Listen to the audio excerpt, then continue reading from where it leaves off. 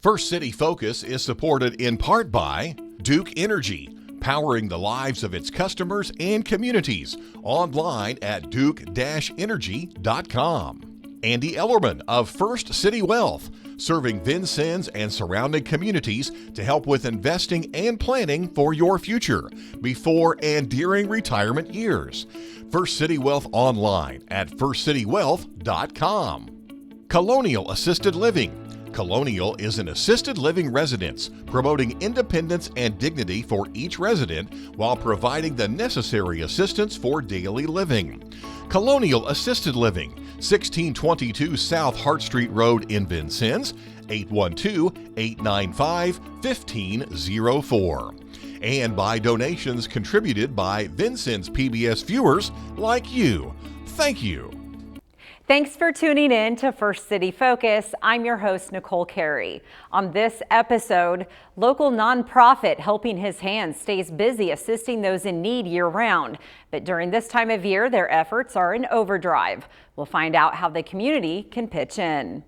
We'll travel back in time to when the Piankeshaw and other Native American tribes called our area home. We'll learn about their language, culture, and activities. And the new Vincennes Veterans Affairs Clinic is officially open. We'll take a look at how this state-of-the-art facility is serving those who have served our country. Join us for these stories and more right now on First City Focus.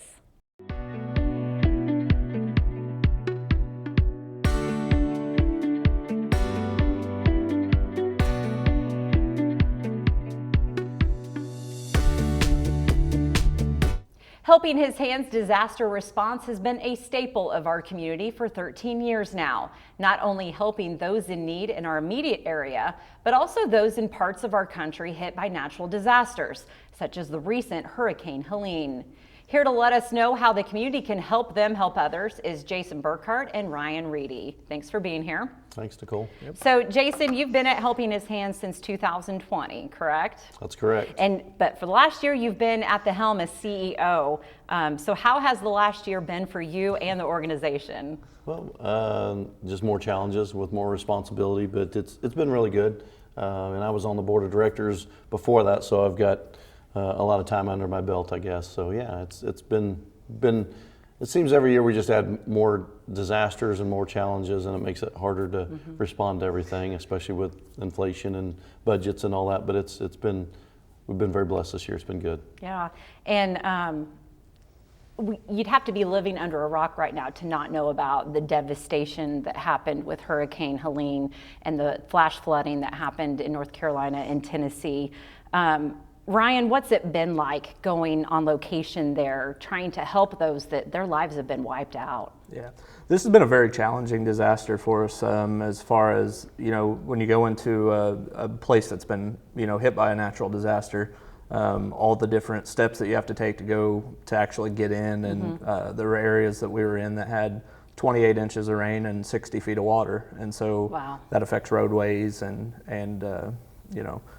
anything from emergency management to police and fire, and everybody's trying to work all at once, and power and utilities. And so at the beginning it was a little challenging, but now that we're able to get in and assist people, it's getting a lot easier to get where we need to be. Yeah. So take us through kind of the logistics. A disaster happens usually without notice. So what does it look like at Helping His Hands when and how you decide, okay, we need to go? So we try to team up with churches in the local area as well as emergency management. I'm on our local county's emergency management with John Streeter, and that's kind of helped prepare me to better navigate and coordinate these disaster responses. And so it's a little all hands on deck at first, trying to get everything coordinated. It's a little bit of organized chaos, but we do the best we can to get in touch with the right people, and sometimes it's very difficult as they're overwhelmed with phone calls and needs, on their home front as well. Right. So another component with that is you usually try to take items down with you, and that's where our community really kind of pulls together and helps send you off with items. How has that gone this last round? It's been unbelievable, the response locally. I think this is one of our best disasters to date. It's kind of weird to say that, but it's been the community has just blown us away with all the donations. I think we were able to send 4 semi-loads of supplies down, anywhere from Mountain City, Tennessee, into North Carolina and the surrounding areas. So we've just been so blessed by the community's outreach to us. What are some of the most moving stories that you've seen in this round of aid in that area? Oh, just, people finding their pets, to finding their loved ones, to finding belongings, that they've lost, that's been swept away. And something we did on this last trip that was a little bit different was, typically we go in and clear roadways and assist with vegetation. And this trip we took 3 engineers with us and built bridges. And so in the surrounding area that we were in, there was over 200 bridges that were out that went to residences. And so we helped rebuild about 5 bridges when we were down there this last time. So we took a little bit of different approach, but just trying to meet whatever the basic need is for. Yeah. So as you continue this response, how can our local community help support Helping His Hands in this effort? So monetarily, it takes us.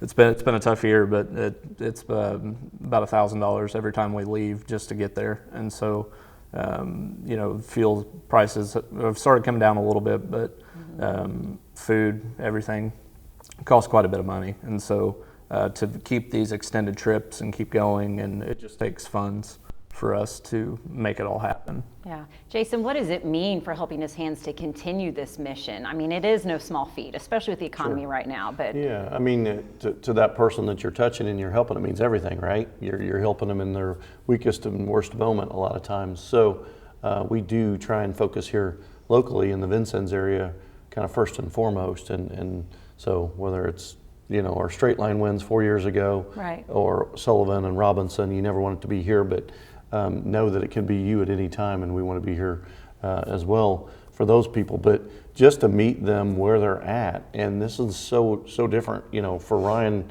and our crews down there. When you come across a little creek that might have been 10 foot wide, now it's 40 foot wide, right, and all the culverts are blown out, or the bridge is gone. We partnered with Jasper Engines and did a couple of truckloads that we sent down there, and they also had their employees chip in money, as well as a couple churches, and we were able to pull that money together, and we asked their permission if we could buy a new grapple bucket. So that grapple bucket they were able to use, and it was so much better with 2 different controls on it, and to be able to grab the larger rock and set the culverts and do that kind of stuff. So that stuff happens, and the reason we needed that's because the other one kept breaking. And and the skid steer we had before that was a used one we bought that was 13 years old before, and so it broke down. And even one of our board members was down there running a larger track hoe that we were able to rent during this trip. The windshield gets busted, and then we come back and our box truck's broken. So I got $700 in fees for the box truck, and the big red truck that we haul our equipment with that we took down. A little over $4,000 in repairs just to that, because the wear and tear on the road, right, and now the box truck's out of balance because you drove it all the way to Tennessee and you hit a pothole, and it's just the way things go. You know how it is, right? You've got kids, and like, how did that get broke? Well, if you life. use it, it's going to happen. So that's right. I think that's a lot of it is the wear and tear, and now it's 2024, so we're using. People can pay us with Venmo, they can go with PayPal, and that's all online at helpinghishands.com. But most of our donors still just mail a check or stop by the office or whatever, and we're just grateful however it works out. And I know a lot of people in our area, we see devastation like this, and at least we have a trusted source that we know we can help in helping those that are there going through it. And not only, like you said, helping those across the country, but right here in our own area. Right. Of course, this time of year, need goes up, especially the seasons change and we're going into the holidays. Tell us about the food pantry and what kind of volume have you seen recently through there? I just spoke to another individual that runs another food pantry here in town this morning, and we've fed over 10,500 people in Knox County alone. And so that's right here. Yeah. If somebody comes over from Lawrenceville, we're going to serve them, and legally we're supposed to serve them once and just say, hey, recommend you have a food pantry over there, but we're going to serve you and take care of you. That's over 3,000 families so far this year, and around Thanksgiving, Christmas time, especially when it gets cold, it just seems to always get worse. Right. So we're trying to focus on that locally, and we're not just a food bank, we're also a food pantry. Right. So the food pantry, you come to us, but we're also a larger depot in the fact that we're blessed to have this big facility and we have a forklift. So all these other agencies like Lord's Warehouse, Monroe Right. City and North Knox Social Ministries, and a lot of these places, Salvation Army here in town, feed my sheep in Washington. About an hour and a half out, we will help Petersburg and Lyons, and they come and get their food from us, and we get it from Indianapolis or Terre Haute. And then we're driving over to Evansville and getting bread from Bimbo Breads down there, which is part of Sara Lee. So we're able luckily to get some better products, fresh products, and they're able to give it out in other communities as well. Do you still accept donations of non-perishable items from the public? Yeah, absolutely. Anytime you want to drop canned goods off or peanut butter or whatever, just make sure it's in date, and we'd love to hand that out, because that kills our budget just going out, and we try and buy it by the pallet and do the best we can. Right.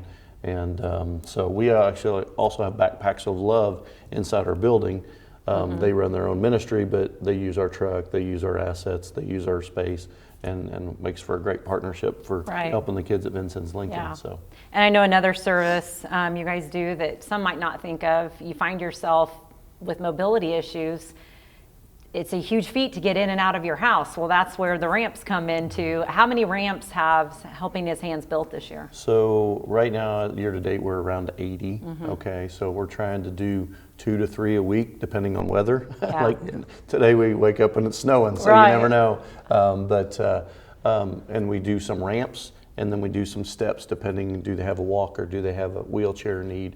But that is a game changer, and I found Right. that out with my mother-in-law when we we're able to build her a ramp and do that kind of stuff. So we always do the labor for free, and that's all of our volunteers that are doing this, or other than Brian Sanders, one of the pastors, he's in his 50s, but most of our guys are mid 60s to 70s, so they're going out as rock stars and building these. But each ramp costs around $700 to $2,000, depending on the situation and the lay of the land and Right. how long it's got to be, and we got to build everything to code. So, and you buy treated lumber, which is very expensive. So, yeah, that's a whole nother deal. So it's one of our lost leaders, unfortunately. Right. So again, let our viewers know, how can they help Helping His Hands? Number one, you can come out and you can volunteer with us if you want. So we've got a really good group of folks that come out on Wednesdays and pass out the food and load the cars. I mean, and you start looking at each box weighs 30 to 40 pounds of canned goods that we're loading in their cars.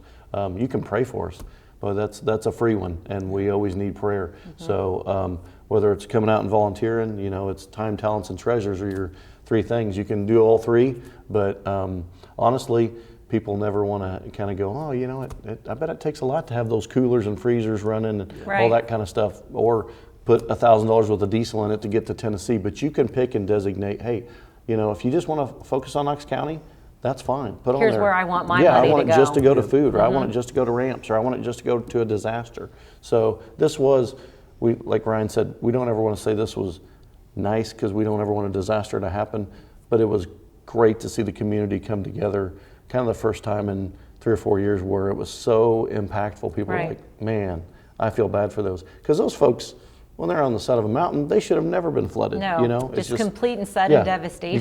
You kind of expect every once in a while there's going to be a tornado in Oklahoma or in Indiana or something, or a hurricane in Florida. But when you're on the side of a mountain and you just got your house blown Right. away, and you don't have flood insurance. Exactly. So this one was a little unique. Yeah. Pretty sad. Ryan, what does it mean to you to be able to do this work and see that you're positively affecting those who are suffering at the moment? One of our volunteers says it best. He always says that we get more out of it than the folks that we're helping. It's been one of the most rewarding jobs that I've ever had, and doesn't even feel like work sometimes. We get to go out and help people at their darkest time and try to show Jesus to the people that we meet. And that means more than anything to me. Yeah, So absolutely. All right, well, we wish you the best of luck, and we'll keep in tune with what you guys are on to next. Thanks for having us. Thanks for being here. Yep. To keep up with Helping His Hands, you can follow a link we have posted on our website, vincenneспbs.org. Well, what were the early inhabitants like in our area of southern Indiana? The The Vincennes State Historic Sites has set out to educate the public on these historical residents. Tessa Haig shows us now how the Piankeshaw and other Native American tribes lived and interacted hundreds of years ago. The Piankeshaw people once called the land we know now as Vincennes their home. Their legacy, still echoing through our community today, reminds us of the deep roots that connect us all. Now, a special event offers a unique chance to step back in time and engage with the powerful story of the Piankeshaw people. But first, let's explore the history of the Piankeshaw people in Vincennes. For many years, the Piankeshaw lived along the banks of the Wabash River in what is now southwestern Indiana. As part of the larger Miami nation, the Piankeshaw were among the Native American tribes who thrived in the region long before the European settlers arrived. In the 18th century, Vincennes emerged as a vital hub for trade and cultural exchange. This included exchanges between the Piankeshaw and European settlers. The Piankeshaw took part in the fur trade peacefully with French Vincennes settlers. The son of the Piankeshaw chief even aided George Rogers Clark in the American Revolution. To honor this rich history and preserve the memory of the Piankeshaw, the Vincennes State Historic Sites hosted the Piankeshaw Village program. This immersive cultural and historical experience offered visitors an opportunity to step into the past and explore the daily life of the Piankeshaw people. Attendants engaged with traditional crafts, storytelling, and they learned about the tribe's customs, challenges, and triumphs. The program provided valuable insights into the Piankeshaw's role in shaping the history of the region and highlighted their enduring cultural contributions. There was even a short presentation by Wabash Valley Progressive to help shed insights on their work honoring the Piankeshaw people in the new Menotaney Park here in Vincennes. We learned that the Piankeshaw lived in the area. And so as we started talking about what we might do there, one of our members has some connections to the Miami tribe of Oklahoma. And we decided, ultimately, after a lot of discussion, that we would do something to honor Native Americans from this region. So that's kind of the genesis, or how this was started.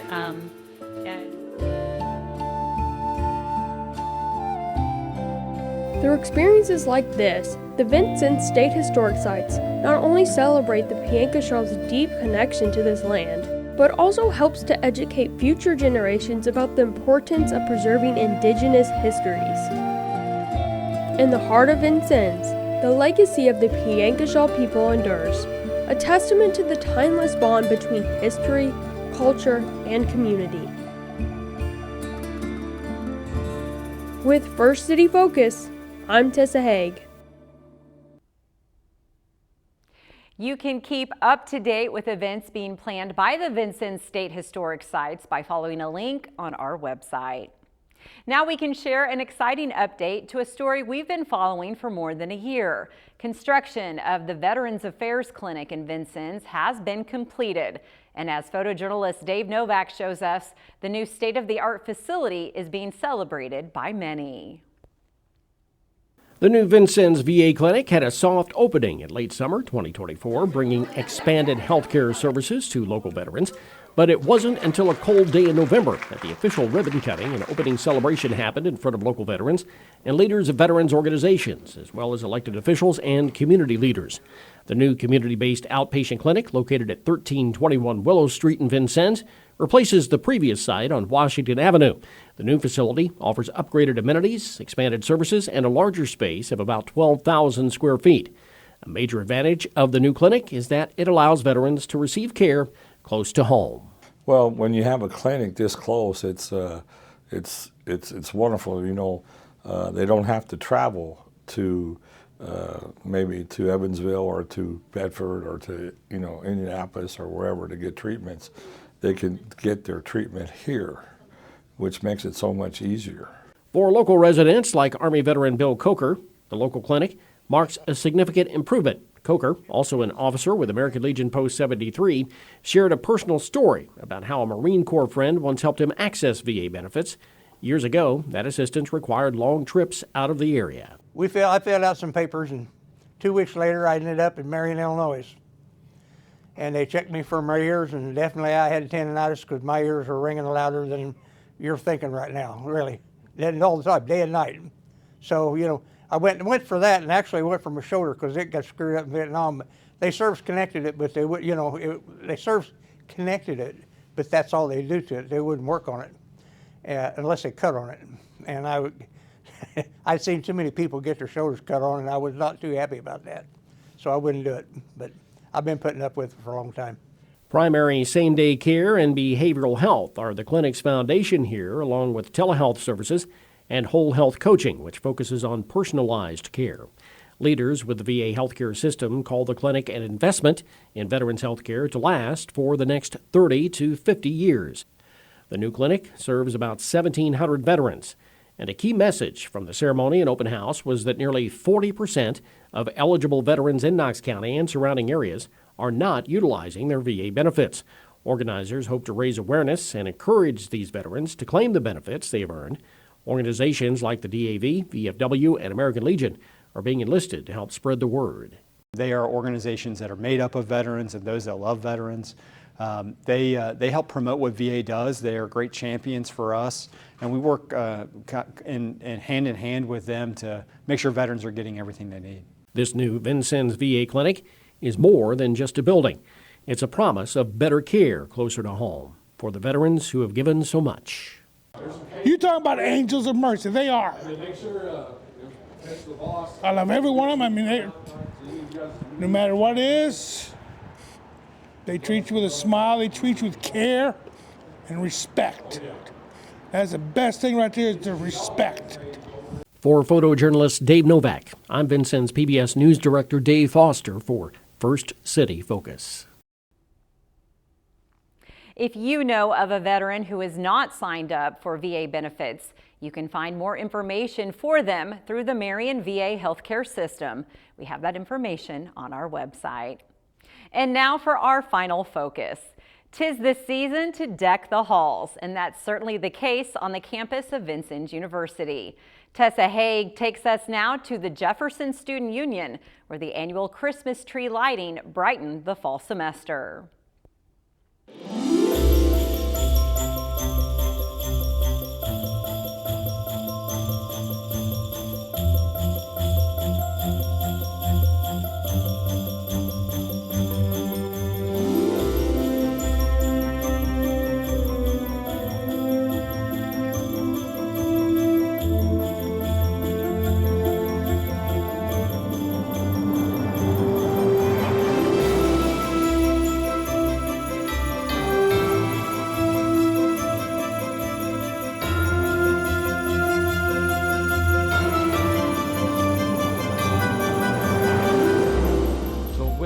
I guess it's time to actually turn on the lights. I'm all right. Very nice.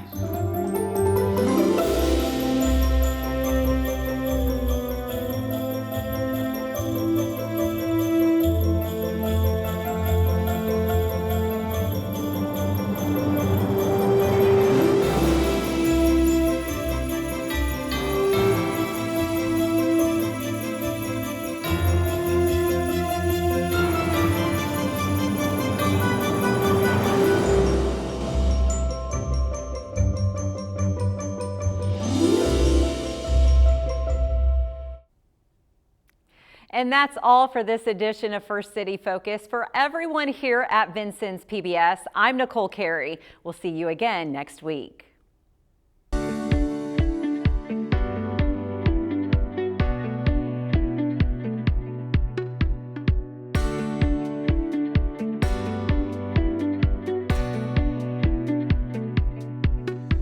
First City Focus is supported in part by Duke Energy, powering the lives of its customers and communities, online at duke-energy.com.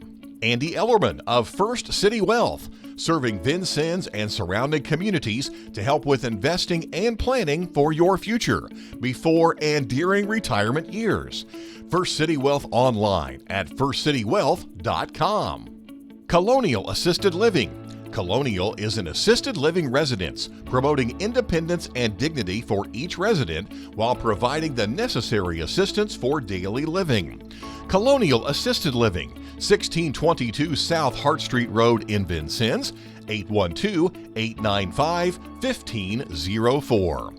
And by donations contributed by Vincennes PBS viewers like you. Thank you.